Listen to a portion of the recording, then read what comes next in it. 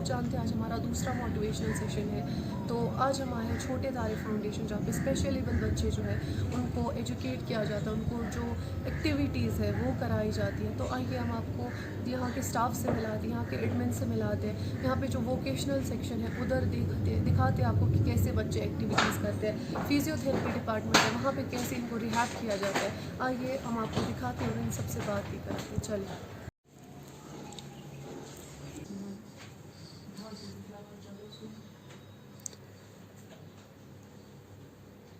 नवा करो आप अपना काम, नवा बनाओ। आप क्या बना रहे हो? बनाओ।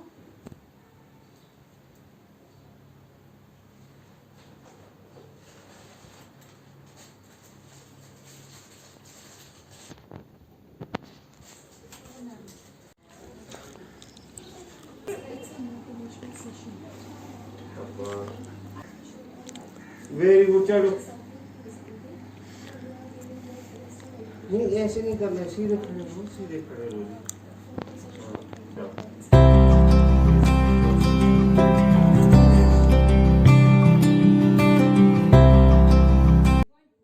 Very nice. What is this? Banana. Yes, take it. What is this? मन करो तेज तेज। Apple. Apple. See that. What is this? Pine. Pineapple. Oh, मैं छोड़ दूँ, उधर नहीं देखना है, कहाँ देख रहे हो? उधर क्या है? उधर से शैतान की चिड़िया, इसको पता चल गया। चलो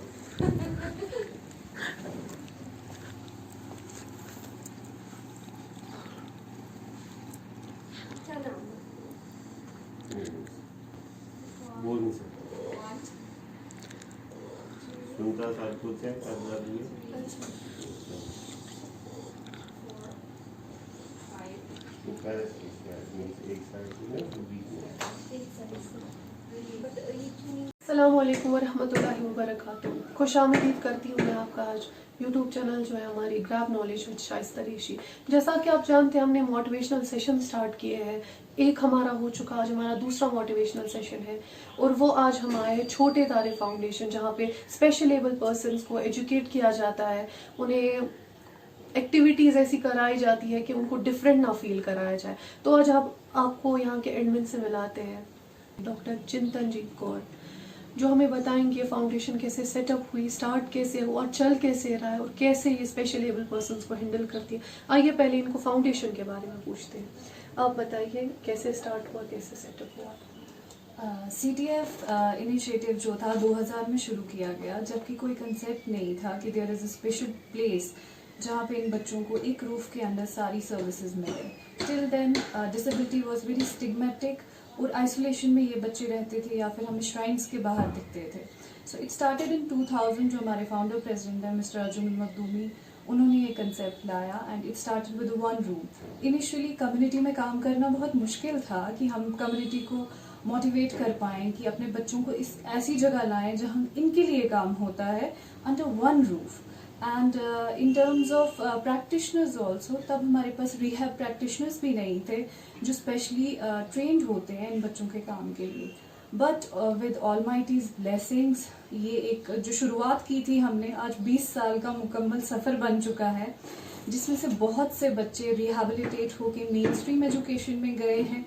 बहुत से बच्चे आज इंडिविजुअली अपना इंडिपेंडेंट हैं और बहुत से बच्चे ऐसे भी हैं जो अभी भी इस सफ़र में जुड़े हुए हैं, जो वोकेशनल ट्रेनिंग के साथ हमारा अपना लाइवलीहुड अर्न करते हैं।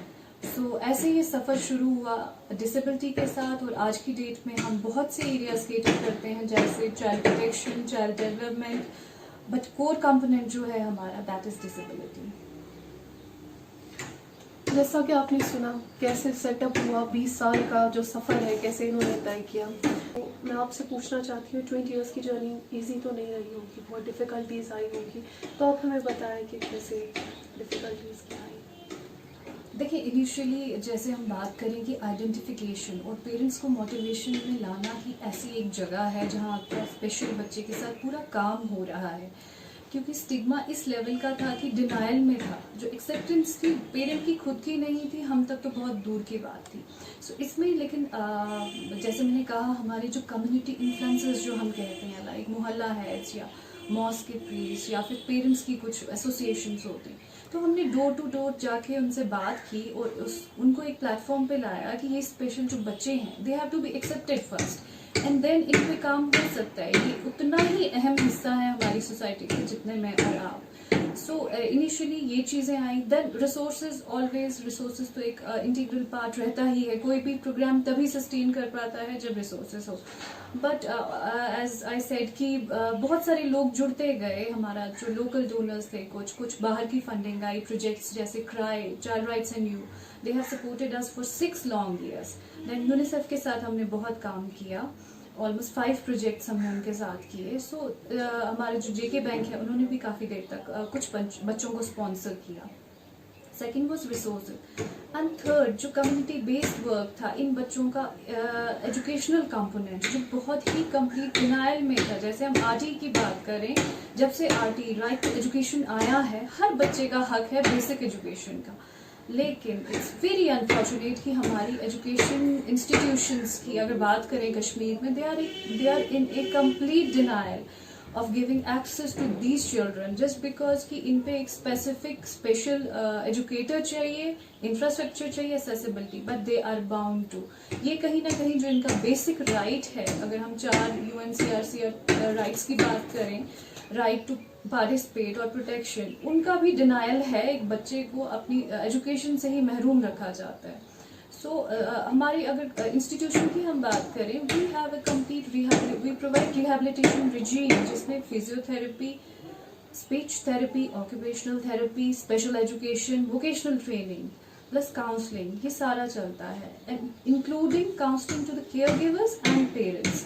सो इनिशियली जो आप कॉन्स्टेंट्स की बात कर रहे हैं 20 साल में, other than resources and motivating the community to accept these kids, it was lack of practitioners. जब इनिशियली ये स्टार्ट हुआ, हमारे प्रैक्टिशनर्स जो थे आज की डेट में, जिन्हें हम रिहैब थेरेपिस्ट कहते हैं, फिजियोथेरेपिस्ट कहते हैं, ऑक्यूपेशनल और स्पेशल एजुकेटर्स, उनका बहुत लैक था। But with the passage of time, जैसे CRC एस्टैब्लिश हुआ, जिससे कि हमारे बहुत से बच्चे हर साल बैचलर्स कंप्लीट करते हैं अपने रिहैब थेरेपी में, फिजियोथेरेपी में, एंड स्पेशल एजुकेशन के कुछ कोर्सेज आए जिन्होंने एक प्लेटफॉर्म प्रोवाइड किया। और आज की डेट में हमारी, अगर मैं अपनी इंस्टीट्यूशन की बात करूं, we have practised professionally registered, जिन्हें हम कहते हैं professionals who are working with kids, जो कि होना भी चाहिए, अदरवाइज मैल प्रैक्टिसेस भी नहीं होनी चाहिए। Some academician is taking over a special kid, जो कि नहीं होना चाहिए, जो कि डिनायल है। सो जो यहाँ तक प्रैक्टिशनर होता है, that has to be RCI registered, rehabilitation council of India से वो रजिस्टर्ड होना चाहिए।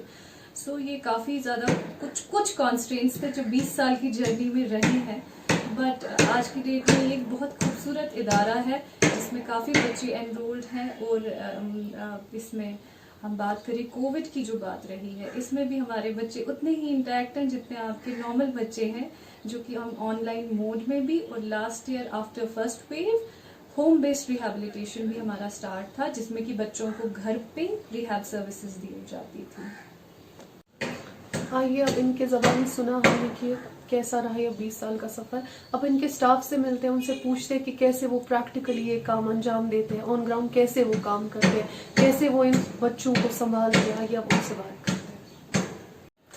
जैसा कि हमने आपको कहा था, हम आपको स्टाफ से बात कराएंगे, तो पहले हमारे यहाँ पे मौजूद है अतूफ़ा कुरैशी, यहाँ की रिहैबिलिटेशन थेरेपिस्ट है। तो आइए इनसे पहले इंट्रोडक्शन लेते हैं, फिर इनसे बाकी सवाल पूछते हैं। Hello, I'm Atuffa Qureshi and I'm a rehabilitation therapist and professional special educator under Rehabilitation Council of India. So I'm working here as a rehabilitation therapist. As per the children's need, I provide them the therapies, whether it is speech related issues or special education related issues. So as per their need, I provide them the therapies.